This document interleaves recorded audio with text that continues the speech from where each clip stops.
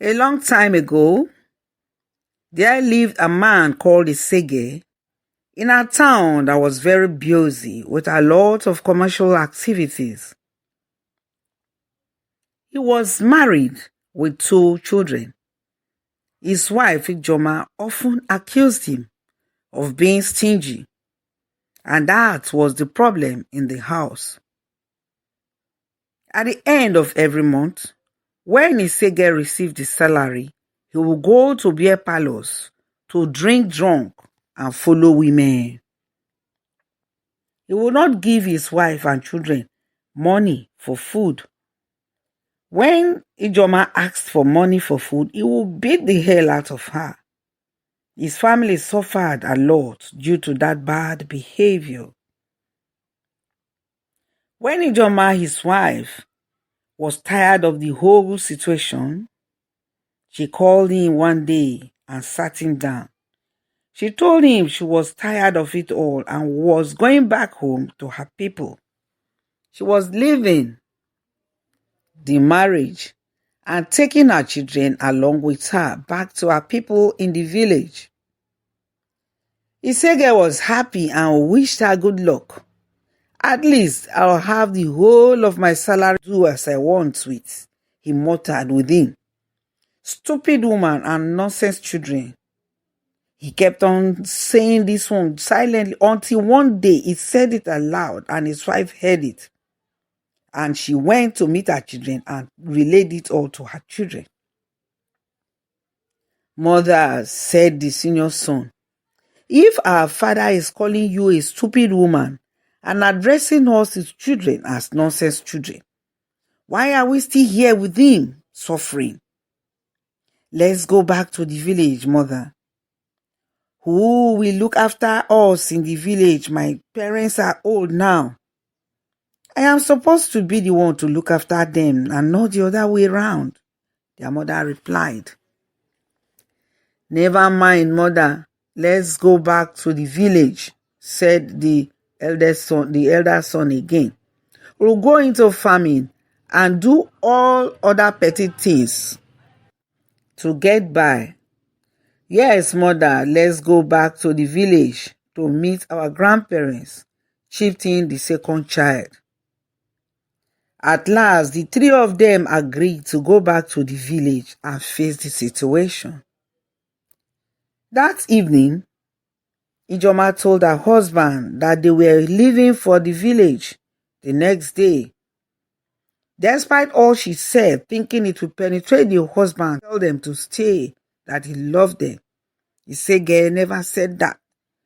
What he said next was, what are you people still waiting for?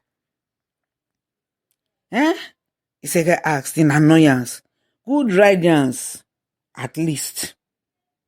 With a heavy heart, his wife Ijoma left with their children for the village. Isege was very happy when they left the following morning. He was now alone. He could live his life and do what he wanted without anyone interfering. He was so happy and pleased with himself, and that was it. Months after his family left him, he earned his monthly salaries and used them as he liked. He spent them on women, beautiful women, carrying them all over the place, and drinks. He was drinking a lot.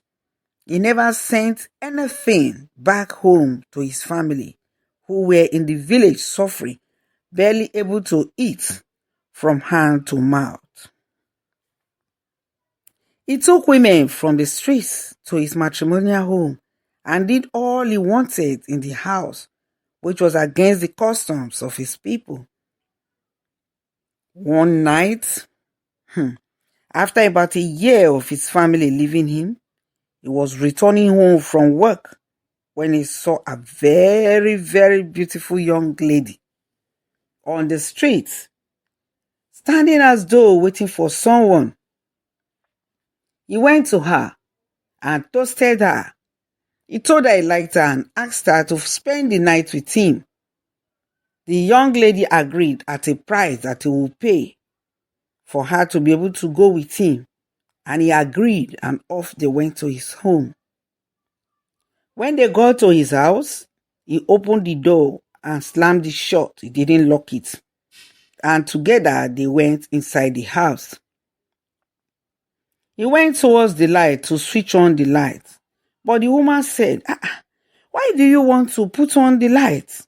I don't like light. It is more romantic when it is dark like this, in shadows. All right, replied Isege, laughing.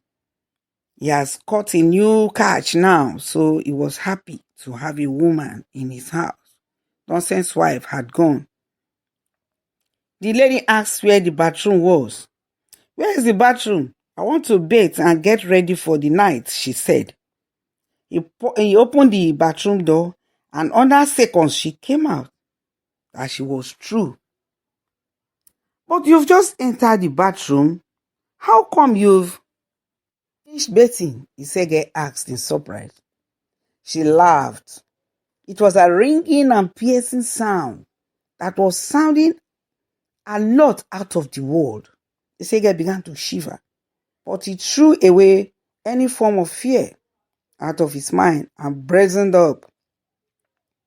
When he was through changing and taking his bath, all in the dark as the young lady had requested, he went to her, held her and took her towards the bed.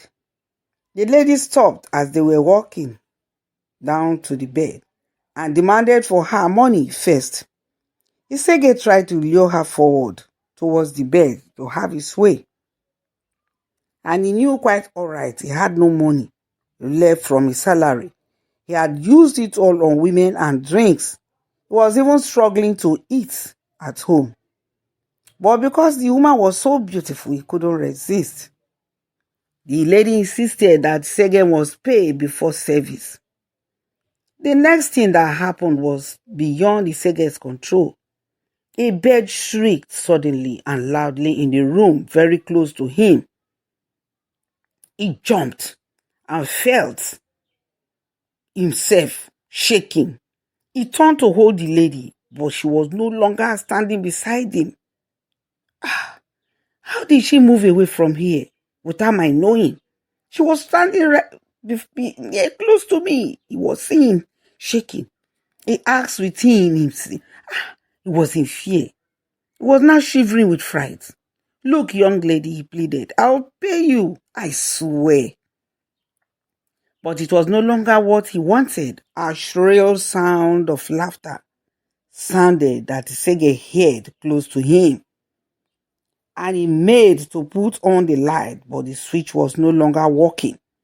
He tried the switches. They were not working. He was shaking. And the voice was still laughing. He made a run for the door, but the door was opened by someone and slammed again in front of him. He turned the knob. He had not locked it. How was it now tightly locked? And who opened it now in the first place? He asked himself. How come the door is now locked when I did not lock it? He asked in fear. Ha ha ha ha ha. The young lady laughed. It's locked spiritually by me, and so you can't get away. You tricked me to your place to have your way without any money in your pocket. You, a miser, a crafty father that does not spend even for his children. You want to play me and have your dirty ways. Your dirty and wicked tricks you want to play on me. Please, I will never do that again, Isege pleaded. Please spare my life. He knew he was now in danger. Isege felt perspiration running down his spine. He remembered his wife and children. Oh, was he going to just die like this? How was he going to come out of such a situation? Isege felt a hard, sharp and stinging slap on his face, and he fell to the floor unconscious. He woke up the next day at the hospital, on the hospital bed, with his head throbbing as though he was being hit by a heavy sledgehammer. The neighbors who had heard his scream had forced his door open and rushed in to see him lying on the floor, and they took him to the hospital. When he opened his eyes, he was looking at them. Mr. Isege, thank God you are okay now. He was just looking at them. The next thing he asked was, did you see anyone in? After they had told him what happened, how they managed to carry him to the hospital, he asked them, did you see anyone in the room? No, they replied, we only saw a note placed beside you. One of them replied, handing him the note they had seen.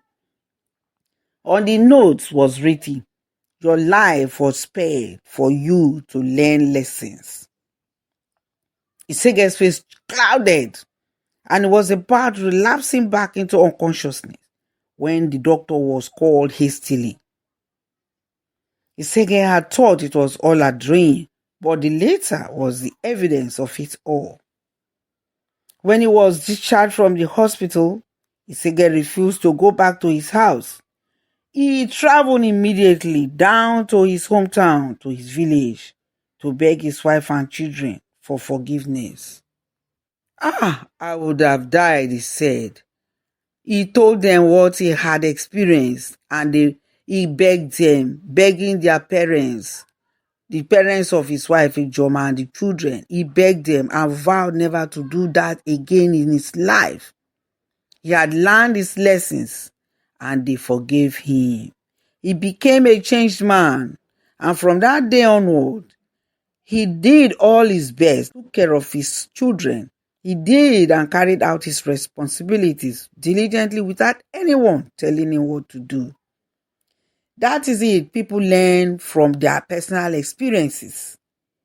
There is nothing our Creator cannot do in this life for us. So no matter the difficulty or difficult situation anyone is facing on earth, there is always a way that the Creator will use in bailing us out. That's the end of the story. Thanks for watching.